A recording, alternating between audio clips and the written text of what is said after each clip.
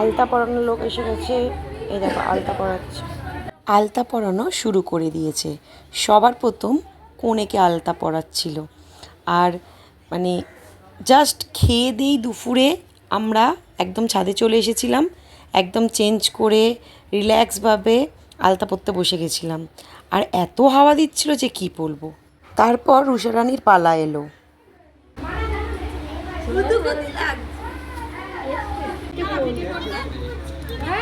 পুচকি দাওনি, আই পুচকি দাওনি, মাঝখানে একটা পুচকি দিয়ে দাও। দিদি গেছে।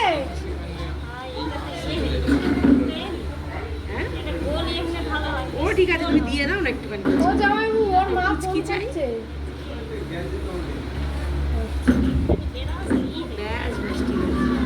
না তুলে নাও দুটো পা এক জায়গায় করো। রানী তার পুচকি পেয়ে ভীষণ খুশি। তারপর আমি বসে পড়লাম আলতা পরতে। আর দিদিকে বলে দিচ্ছিলাম কিভাবে পরাবে আলতা, কারণ অনেক দিন বাদে আলতা পরলাম তাই। দেখো পরি না আলতা, ঠিক আছে? আমি যখন পরবো, যখন ভালো করেই পরবো।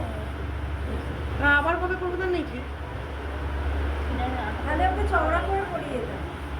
বলেছি চওড়া করে পরাবো।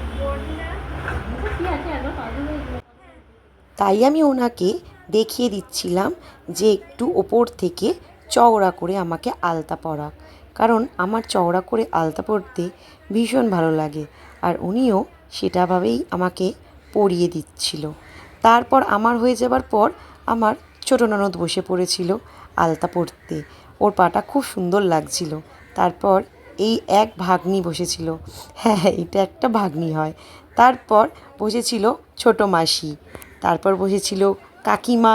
এইভাবে আমরা এক এক করে পরপর সবাই আলতা পরছিলাম। সবার লাস্টে বসেছিল আমার মেজ ননদ। তারপর আলতা পরে আমরা নিচে এলাম। দেখো আমরা এখন বসে বসে তত্ত্ব সাজাচ্ছি। এ দেখো সবাই মিলে তত্ত্ব সাজাচ্ছি বসে বসে। দেখতে পাচ্ছ মেজদির মুখ দেখা যাচ্ছে না, ওই দেখো উকি মারছে, দেখছো? আমরা সবাই বসে বসে এখন তত্ত্ব সাজাচ্ছি। ওই যে রুষা ওখানে বসে আছে, এই যে আমরা সব বসে বসে তত্ত্ব সাজাচ্ছি। আর আমার মা বসে বসে কোনো কাজ করছে না, শুধু হচ্ছে বক্তৃতা দিচ্ছে। এই জন্য বুঝতে পারছো আমরা তত্ত্ব সাজাই। আর এই দিকে দেখো তোমাদের দেখাই রুষারানী কেরাম বদমাইশি করছে, লাপালাপি ঝুটি করছে। আর আমরা বসে বসে তত্ত্ব সাজাচ্ছি।